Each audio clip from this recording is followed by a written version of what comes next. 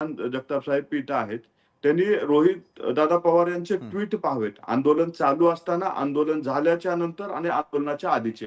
त्याच्यावरनं पूर्णपणे स्पष्टपणे दिसून येते की कशा पद्धतीने त्यांनी आपली राजकीय पोळी भाजून घेण्याचा प्रयत्न केलेला आहे. बरोबर, राजकीय पोळी कोण आणि कोणता पक्ष कशा प्रकारे भाजून घेतोय यावरती तर लक्ष असेलच. मात्र जाता जाता अरुणजी, थेट आज उपमुख्यमंत्री एकनाथ शिंदेंच्या हेतूवर प्रश्न उपस्थित करण्यात आला होता. छोटीशी कमेंट घ्याल माझी जाताना. निश्चितच.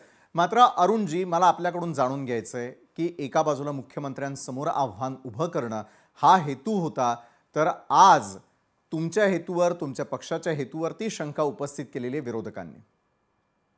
मी मगाशीच सांगितलं, पहा, पुन्हा एकदा महाराष्ट्राच्या जनतेला उद्देशून मी हे सांगेन की मराठा समाजाच्या हिताकरिता जे जे काही करणं सुरुवातीपासून म्हणजे गेले 4 वर्षापासून आदरणीय एकनाथ शिंदेजी हे सातत्याने करत आलेले आहेत.